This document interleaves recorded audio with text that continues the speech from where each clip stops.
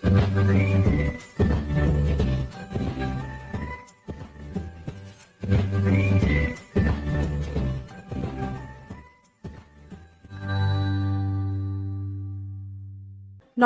বন্ধুরা, লিপিস কিচেনে সবাইকে স্বাগত। আজকে তৈরি করব কেটে রাখা মশলা দিয়ে চিকেন। তো এখানে আমি চিকেন নিয়ে নিয়েছি 500 গ্রাম। তো চিকেনটা আমি প্রথমে খুব ভালো করে ধুয়ে পরিষ্কার করে নিয়ে জলটা ঝরিয়ে নিয়েছিলাম। তারপরে আমি চিকেনটার মধ্যে একটু সাদা তেল, 3 থেকে 4 চামচ মতো দই আমি এখানে নিয়ে চিকেনটার মধ্যে মাখিয়ে রেখেছি। এটা আমি আধ ঘন্টা ধরে ম্যারিনেট করে রেখেছিলাম। এবারে আমি মূল রান্নায় চলে আসছি। আজকে তৈরি করব কেটে রাখা মশলা দিয়ে চিকেন। এই চিকেনটা অনেকটা ধাবা স্টাইলের মতো। তার জন্য লাগছে এখানে আমি 3টে মাঝারি সাইজের পেঁয়াজ কুচিয়ে নিয়েছি, আদাটা থেতো করে নিয়েছি, রসুনটাও মিহি করে কুচিয়ে নিয়েছি, আর কাঁচা লঙ্কাটাও এখানে আমি কুচি করে নিয়েছি। তাহলে চলুন দেখে নেওয়া যাক কিভাবে আমি চিকেনটা রান্না করি। চিকেনটা আমি সর্ষের তেলে রান্না করব। তার জন্য এখানে কড়াই বসিয়ে দিয়েছি। কড়াইয়ে আমি সর্ষের তেল দিয়ে দিয়েছি। এবারে আমি প্রথমেই দিয়ে দেবো গোটা জিরে, তারপরে দিয়ে দেবো গোটা গরম মশলা। এলাচটা একটু ফাটিয়ে দিয়েছি, তা না হলে তেলের মধ্যে ফেটে গিয়ে গায়ে ছিটে লাগতে পারে। এবারে আমি দিয়ে দেবো পেঁয়াজ কুচোনো।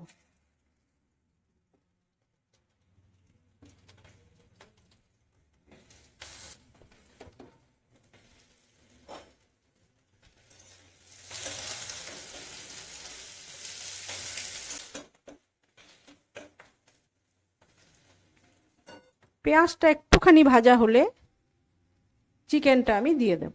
এবারে আমি একটুখানি চিনি দিয়ে দিচ্ছি। পেঁয়াজটা হালকা ভাজা হয়েছে, এবারে আমি চিকেনটা একে একে দিয়ে দেব।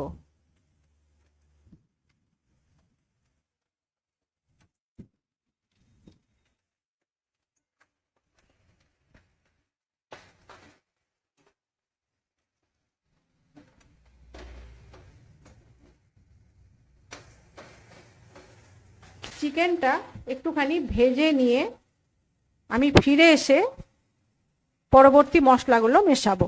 চিকেনটা একটুখানি ভাজা ভাজা হয়ে গেছে, এবারে আমি দিয়ে দেব এর মধ্যে একটুখানি টমেটো সস, 2 চামচ মতো দিয়ে দিলাম। এবারে আমি দিয়ে দেব বাকি কেটে রাখা মশলাগুলো। এখানে দিয়ে দিচ্ছি থেতো করা আদা, আর দিয়ে দিচ্ছি কুচনো রসুন, কুচনো কাঁচা লঙ্কা।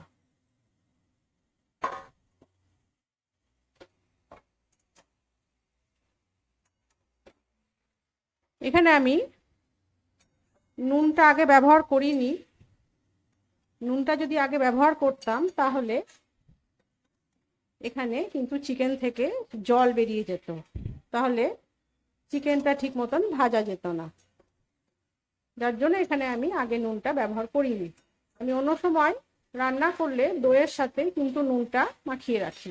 এবার আমি দিয়ে দিলাম পরিমাণ মতো লঙ্কার গুঁড়ো, আর এখানে দিয়ে দিচ্ছি সামান্য হলুদ গুঁড়ো, আর দিয়ে দিচ্ছি এখানে 1/2 চামচ মতন ধনে গুঁড়ো।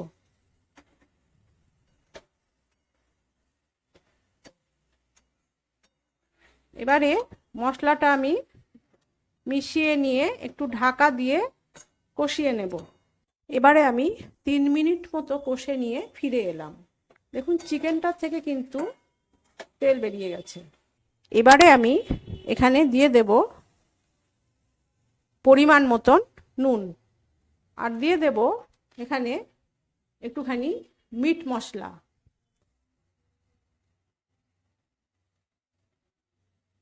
এখানে 1 চামচ মতন আমি মিট মশলা দিয়ে দিলাম।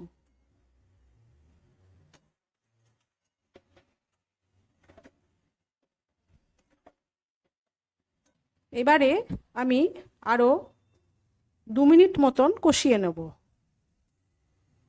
2 মিনিট পরে আমি ফিরে এলাম। মশলাটা একদম কিন্তু কষানো হয়ে গেছে, মশলা থেকে তেল ছেড়ে দিয়েছে।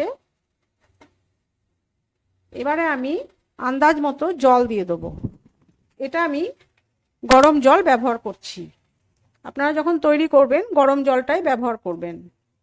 চিকেনটা অনেকটা সেদ্ধ হয়ে এসছে ঢাকা দিয়ে দিয়ে কষানোর কারণে। এবারে আমি আর 5 মিনিট মতন ঢাকা দিয়ে সেদ্ধ করে নেব।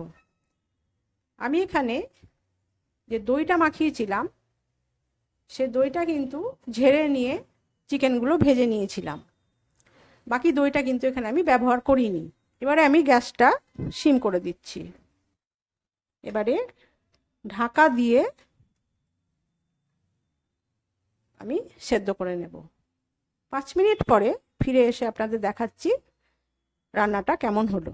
5 মিনিট পরে আমি ফিরে এসেছি। এবারে ঢাকাটা খুলে দেখব।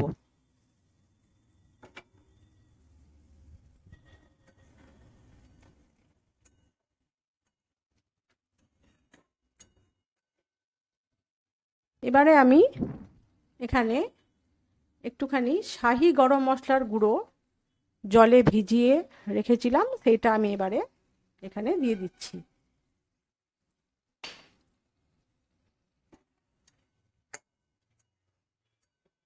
চিকেনটা আমার রেডি হয়ে গেছে। এবারে আমি গ্যাসটা বন্ধ করে দিচ্ছি।